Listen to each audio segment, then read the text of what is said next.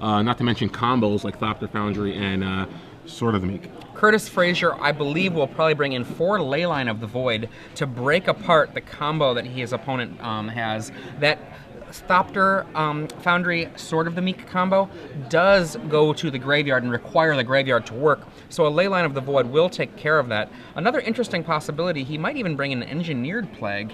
Now the thing about those kinds of plans, Engineered Plague, naming, I want to say spirits? I don't know what the Thopter Foundry, actually they might be Thopters.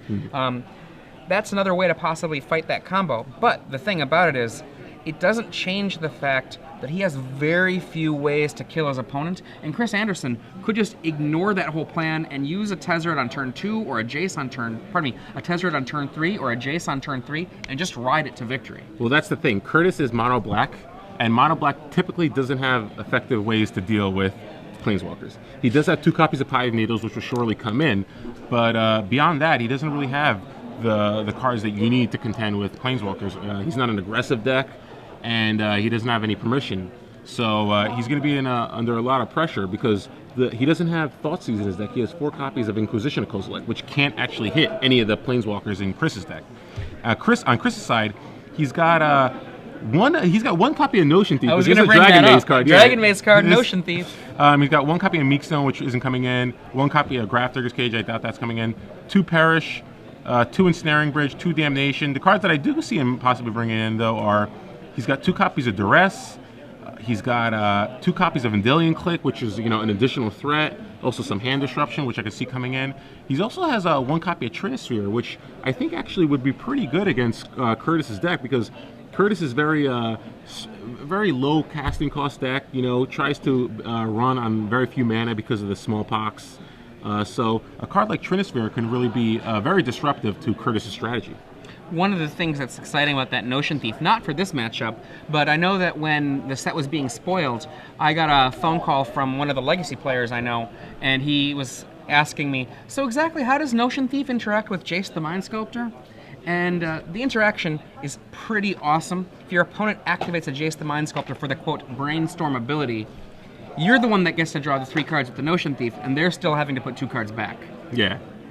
And that also works for the regular card Brainstorm as well. Oh, yeah, absolutely. So, pretty interesting card there. Not sure if it's worthy of 4 slots in your sideboard, or maybe even 3, but I think 1, it looks like Chris is just saying, I kind of want to try it out. Maybe I can get pretty lucky here. And what happens if you ever do that? I bet you win the game. I would, yeah. I would say if you draw 3 cards and your opponent just has to put 2 back on top of his library, you're in decent shape. And you have a 3-1. You have a 3-1 beater to boot. I don't know. We'll see if it ever happens. I would actually really love to see that happen. That sounds exciting to me. But now it's interesting, though. Kurtis Frazier's deck with the Chains of Mephistopheles. Chains of Mephistopheles is intended to do exactly the same style of thing. Punish you for trying to be greedy with card drawing effects like Ponder, Brainstorm, Jace. Like a Ponder, it's not very effective against since you're only, quote, drawing 1 extra card for the Chains of Mephistopheles. But it's still pretty solid to turn a Ponder into essentially a weak index. Yeah, we saw recently we saw a lot of those Jund decks playing Chains of Mephistopheles as a way against those blue decks. So it's not surprising to see it here in the mono black deck. Although, looking at Chris's deck, I think he's in pretty good shape for this matchup because he has 22 lands along to go with those 6 Signets. So he's got 28 mana sources, which is very good against Kurtis' mana denial strategy. And not only that, but even if Kurtis is able to attack Chris's hand with Lilianas and discard, there's so many powerful cards in Chris's deck that he could just top deck that I think he's still going to be in good shape.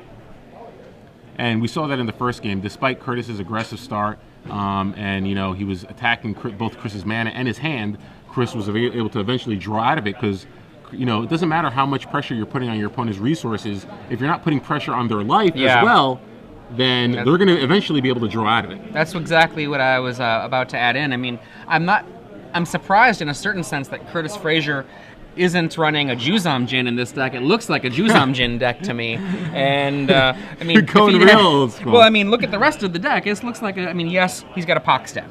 But, this looks like when you see Dark Ritual, Sinkhole, Hymn to Torok, Nether Void, that sounds like a Juzam would be in there.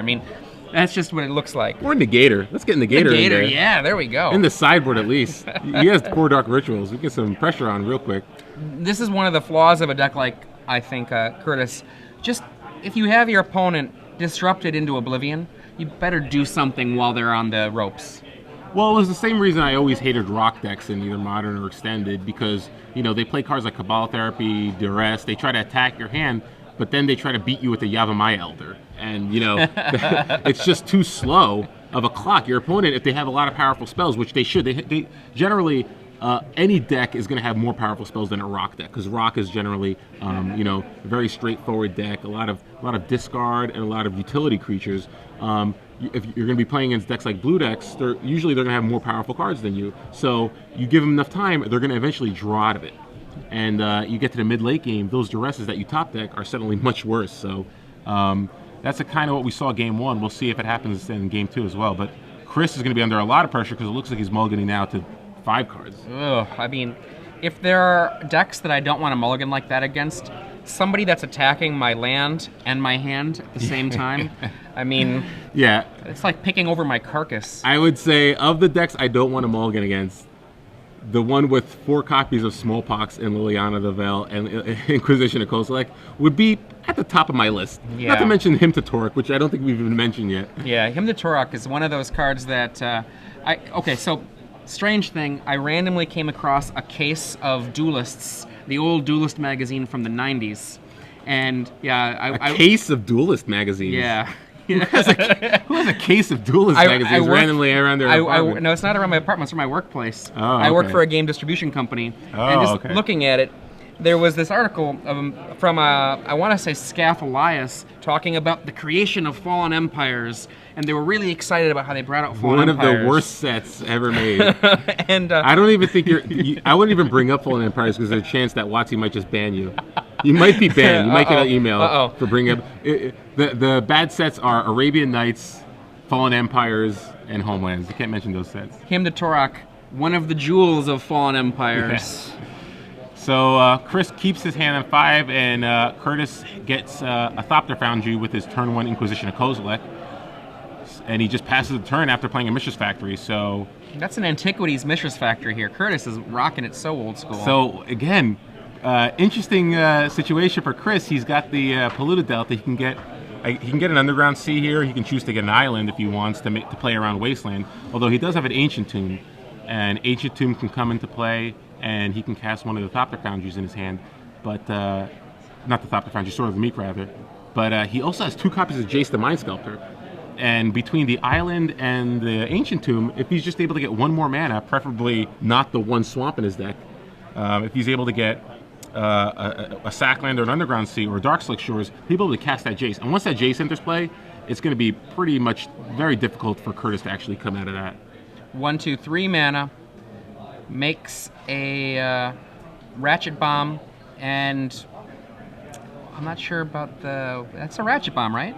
Yes, so it looks like he just tapped 2 mana, so he has 1 mana floating. Thankfully, you don't mana burn anymore, so... The Ratchet Bomb comes down. That is a way that he can deal with Pithing Needle, which is one of Kurtis's few answers to Planeswalkers, so... it's a pretty good card right now. Attack for 2 and another land pump. That's a second Mishra's, so attack for 3, 1 Mishra pumping up the other. So, unfortunately for Chris, he drew another 4-mana Planeswalker, but he's stuck in those Ancient Tombs. So there is a Pithing Needle in his hand too, in Kurtis's hand. So that Ratchet Bomb's gonna do some work later in the game if he ever does get to 4 mana. Are we gonna see another Void? I think we might see a Sinkhole here. I think he really wants to get rid of that Ancient Tomb. No, he chooses to get rid of the island instead. Okay, interesting here. So. And we get a Smallpox. So now he's got an Urborg in play, which is how he is casting that Smallpox with his Mishra's Factories. So that's pretty devastating. He gets rid of both of Chris's lands this turn, and he only loses.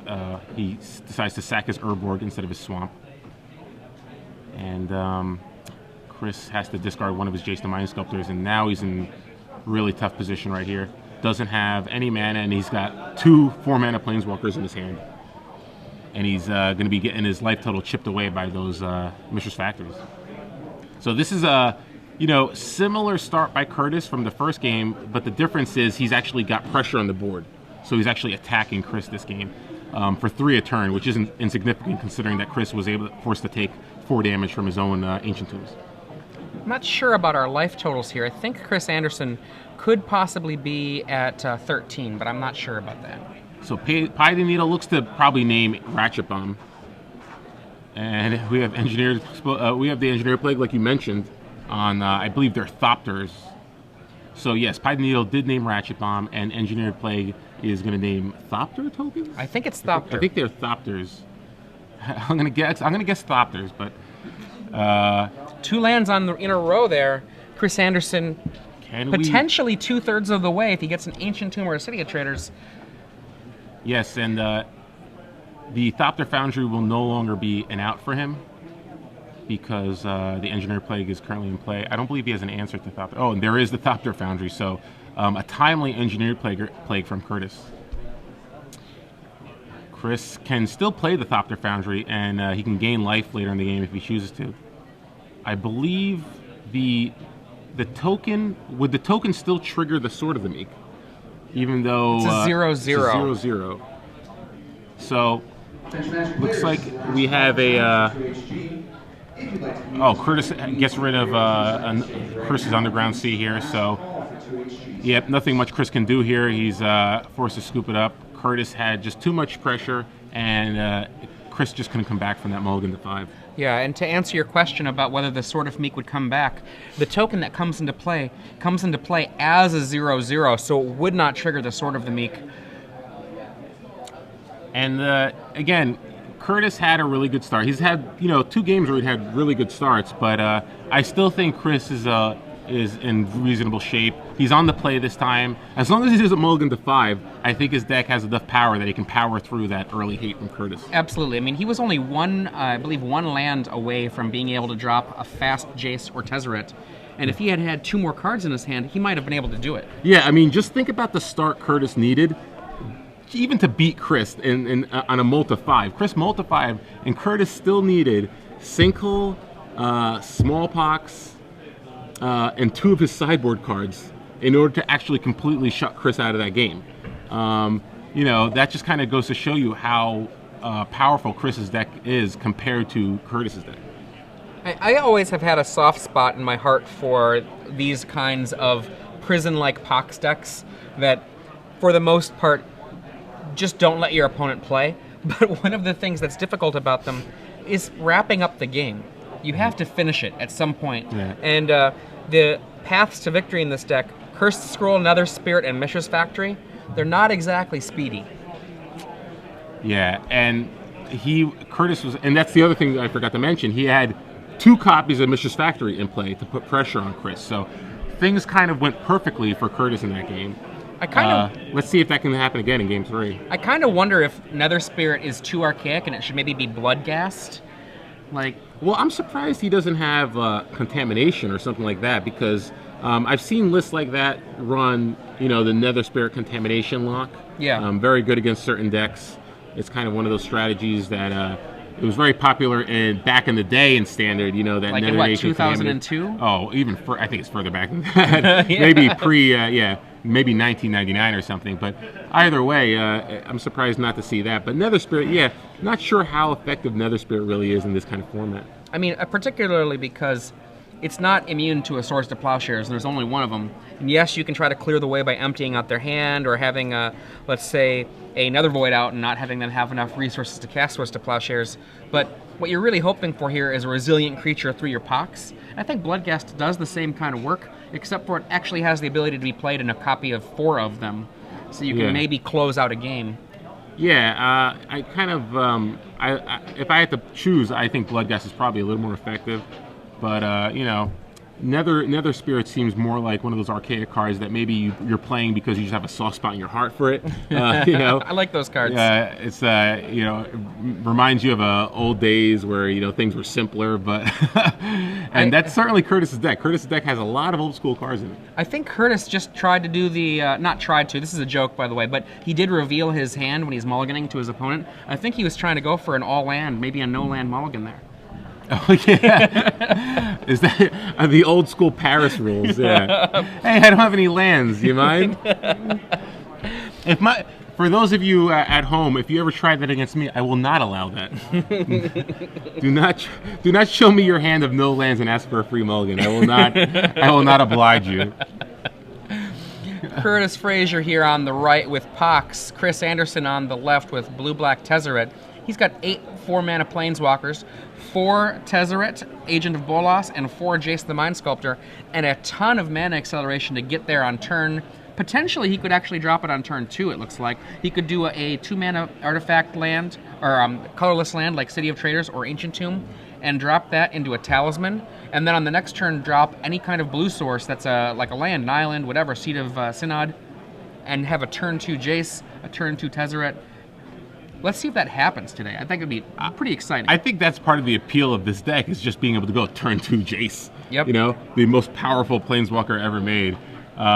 It's pretty exciting to be able to do something like that in turn 2. We go land, and Chris Andersen, not in any way interrupted by Kurtis Frazier's plays here, lays a Sword of the Meek. Oh, wow. And with the Transmute artifact in his hand, he can actually search for the Thopter Foundry next turn, and if he has another artifact, he'll be able to sack it and get that combo going. Ooh, Ritual, Sinkhole. What else?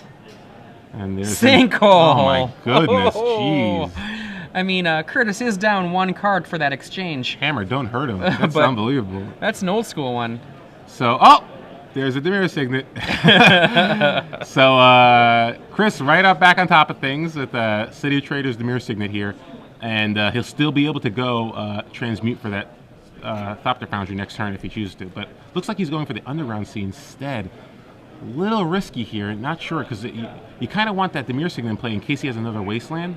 In case he has a Wasteland, but no, decides to play it safe. In Kurtis Frazier's hand is a Tabernacle of Pendrell Vale, which seems like an incredible answer to the Sword of the Meek Thopter Foundry combo. And here's a Smallpox. So I think Ensnaring Bridge is probably going to go away, and Chris does lose that Underground Sea. Dark Ritual dropped by Kurtis Frazier. Kurtis here, once again, going down cards in order to disrupt Chris. He went 3 cards to get rid of 2 land for Chris, and now he loses 2 cards to, he loses 3 of his own cards to get rid of 2 cards of Chris's once again. And that's kind of why I was really hoping Chris led with the City Traders Dimir Signet, because you have to imagine Kurtis probably has a land destruction spell, so why not get that Signet in place so you can actually search for your Thopter Foundry this turn. And but, Kurtis lays a Tabernacle of Pendrell Vale, so he cannot cast the Liliana in his hand. Yes, so we have a Thirst for Knowledge for Chris Andersen. Allows him to draw 3 cards and then discard 2 or discard an artifact. And he draws into the Thopter Foundry along with the Vendilion Click and a Jace. So let's see what he chooses to discard here. Discards a Transmute artifact. Ooh, wow. That's risky because so he's discarding a Transmute artifact and a Vendilion Click. So if Kurtis draws a Thoughts Inquisition of Kozilek, he'll be able to get rid of that. He draws a Urborg, so he can use his Tabernacle for mana. Minor quibble on my side here. This is just one of those things in Legacy. I really like the Graveyard Order to be correct. There should be a Thirst there on top of those other cards. I know that it doesn't matter because Kurtis Frazier does not have a Phyrexian Furnace or any other card that cares about the Graveyard Order, but actually in Legacy, you are supposed to keep your Graveyard Order correct. Yes. So Chris Andersen can now play the Thopter Foundry. He could actually play Jace the Mind Sculptor right here, which I'd expect him to probably do instead. Oh, Jace. His opponent, empty-handed, no threats in play. Seal. Oh, Liliana Deville. Probably going away. So, Fate Seal with Jace. Kurtis draws a Swamp. Let's not say this game's over, but it is not looking good for Kurtis right now. Chris draws a Underground Sea. He's able to Fate Seal. He brings out the big dice. So Big Daddy comes into play to Fate Seal Kurtis again. Leyline. Ooh, Leyline of the Void. I might just let him have that one. I mean, right now I think I'm going to Jace him to death. No, let's get rid of that Leyline. Let's get that Thopter. Okay, so Thopter comes down. He has a mana up, so he can sacrifice it. Powder Keg. Ooh, quite the draw. So Powder Keg comes down. That's fine. Chris doesn't really care that much. he'll be able to generate enough tokens that shouldn't be that much of an issue for him. And again, like you said, he'll still be able to win with Jace the Mind Sculptor. Powder Keg cannot destroy Jace. No. Powder Keg cannot destroy Planeswalkers. Powder Keg is one of those cards that, it's an old school card. Very similar to Ratchet Bomb, just slightly different. During your upkeep, you get a counter, or you can choose to put a counter on it, as opposed to Ratchet Bomb, where you tap it to put a counter on it. But we're going to see another Fate Seal here from Chris. Feel free to keep a swamp, Kurtis. We're going to attack for 2 probably on this side, and then just pass the turn back. Chris sitting in pretty good shape here. Oh, Baleful Strix. Let's draw a card. Let's see what else is going on. All right, so we have a Force of Will drawn. And Kurtis with that useless card on top. Draws. Looks like it is a swamp. And a couple more turns, and Jace will eventually be able to go ultimate. I believe there's a Tabernacle in play. And he pays for his 2 creatures. So he pays for both his creatures. He draws a Dark Slick Shores, which can play. And we're going to attack for 3 here. Not a spin down die, or maybe it is. Ooh, is that a Curse Scroll? Looks like it's Curse Scroll. Doesn't want him to keep that, so it sends that to the bottom. That can target Jace the Mind Sculptor, so doesn't want that coming into play. Let's see what Kurtis gets. He's got 1 shot right here. Better be a good one. So let's see. We're going to draw Dark Ritual. Not quite what he was hoping for. Kurtis activates Powder Keg. And Chris is going to sacrifice those artifacts to get some tokens. We'll see if he decides to keep all those tokens, because there is a Tabernacle Veil in play, so he's going to have to pay for... He looks like he'd only pay for 3 of them, and he has 3 tokens, so he can tap out here. Upkeep. Decisions. Tabernacle. All of them. There we go. Does he draw a blue card to lock this game up? No, Polluted Delta. So he still has a Force of Will, but he doesn't have a blue card to pitch to it. We're going to Fate Seal one more time. It's a Liliana the Veil. Let him keep it. That does nothing. Yeah, I mean, really no reason to move that to the bottom. You can kill it with your tokens anyway. There you go. Chris Andersen comes in for 3. Comes in for 3. Nothing can stop the Fate Seal now on Chris's side. Liliana comes down. 3 mana, not for a swamp. 3 mana for Liliana the Veil. We're going to uptick it. Chris discards a Force of the Will. And right now, that's it. Jace Make sure ultimate. he pays. He pays 3. He draws a card for the turn. He draws another Jace.